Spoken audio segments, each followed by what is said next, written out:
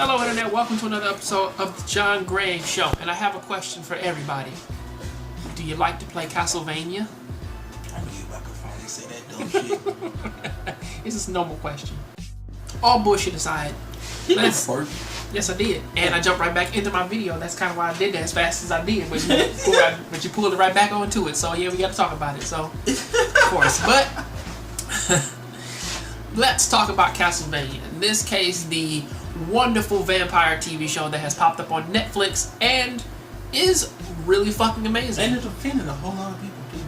Oh, you mean because they said something about it actually offending the Jewish people and they want it to be pulled off of Netflix?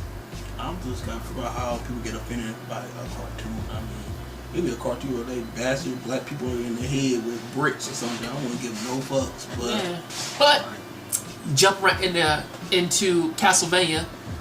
This is basically a retelling of Castlevania 3, Dracula's Curse. If you've played the NES game, he has it, I have, but basically it's the story of Trevor Belmont, and it pulls a lot from the original game manual, such as that the church has excommunicated the Belmont family. Trevor is the last one there, but he's the main character from the first game though.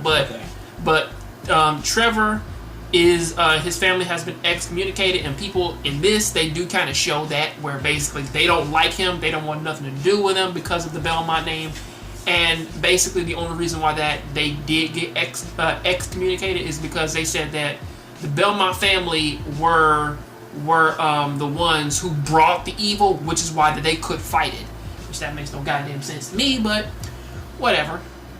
And of course we have Sypha, a woman from the Speakers, which actually seems to be kind of one of the worst religions ever, because I don't know if you ever played that. Have you ever played that game with certain people where they tell you something, they tell you a story, and you're supposed to pass it around the room and shit like that?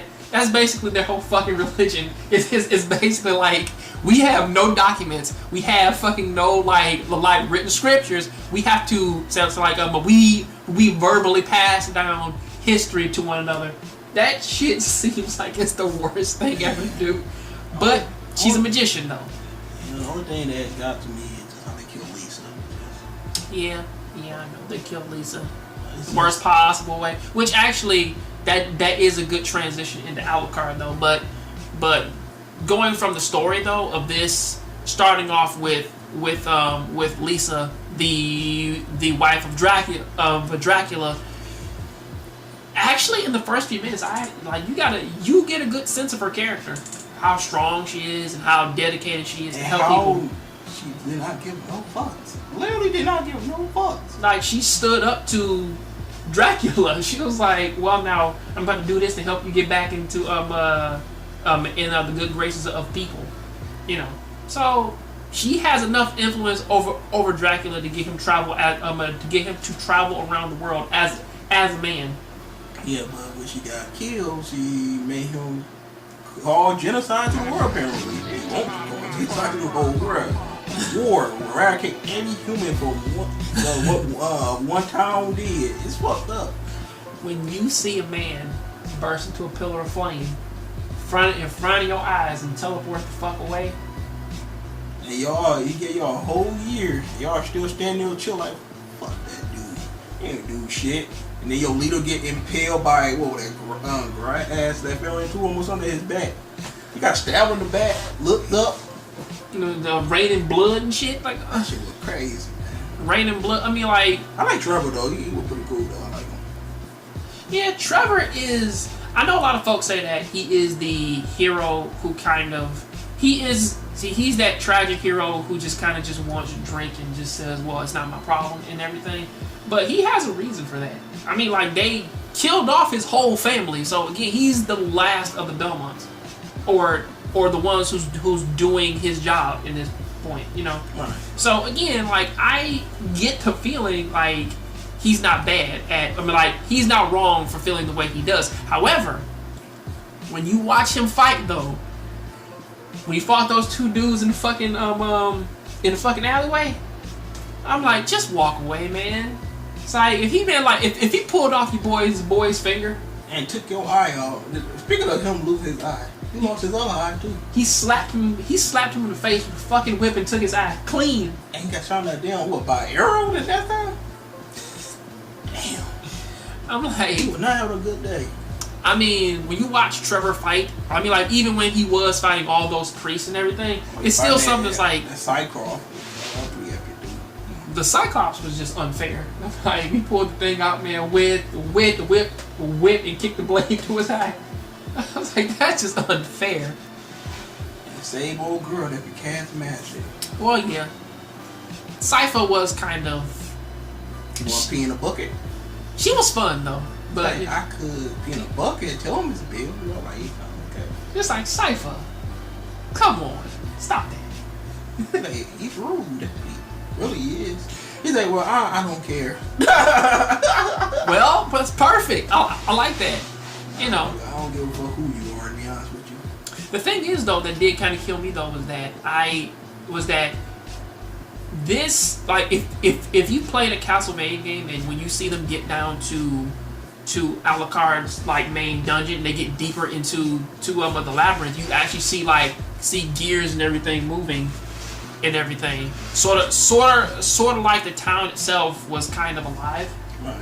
You know, but then when you do reach Alucard's chambers, in this case, Alucard, for those of you out there who don't know, he is basically the son of Dracula, but his real name is Aiden. Aiden Tepish, so of course. But I swear this motherfucker's cool. He got kicked in the dick and it didn't hurt him. No, dude, I mean, like, you know. Seriously though. Yeah. Why didn't that hurt him? Because he's a vampire. But also, on top of that, too, it's like, you saw that sword he had? His telekinetic sword and shit. And once Trevor lost the vampire killer, it was all a matter of time, man, before you saw the difference between their skill and shit, especially with the sword fighting and shit, and just teleporting around the room, smacking them the fuck around. Yeah, we're going at it. And then after they joined forces because of the prophecy, the musician, the hunter, and the vampire. Well, I think the prophecy was basically that there was a sleeping warrior beneath the town, and he would awaken and save the town. You know, like, which of course it is Alucard, but with him being the way he is, though, it's like earlier on you see him and Dracula have a fight, and he says it himself that he went down there a year ago because his father fucked him up pretty bad. I mean, because think about it, like, Trevor cut him in, like, with his dagger, he healed those instantly. But what his father did, it left a fucking red, like, Sagat scar across his chest that still ain't healed yet. Yeah. After a whole fucking year. Yeah, they tell you something. Don't mess with Dad, apparently. Or Dracula, man, is just that fucking powerful to where he don't gotta use weapons to fuck you up like that. You gotta use a sword, man, to, like, just to fight on par with him. Fuck.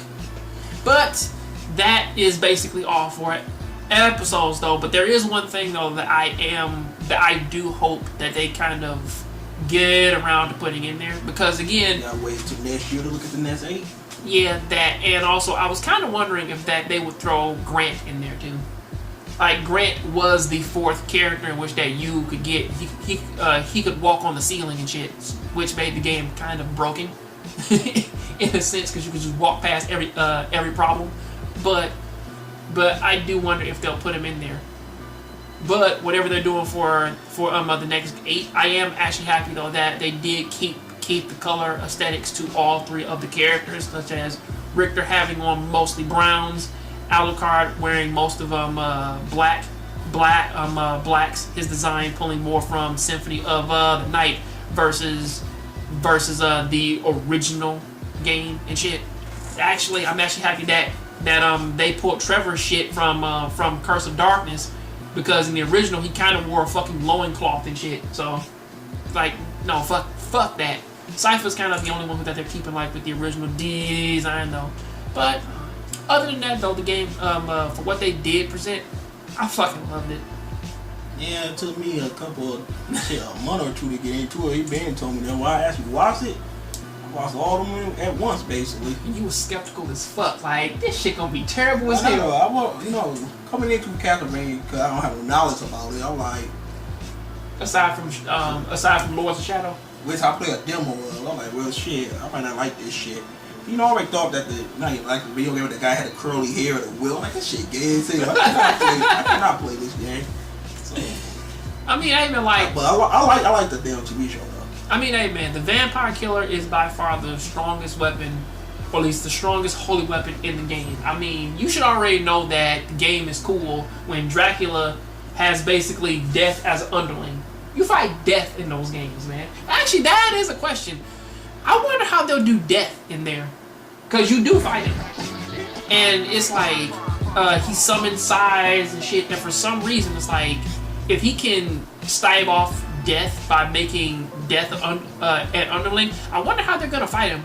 But then again, they can always use the Vampire Killer.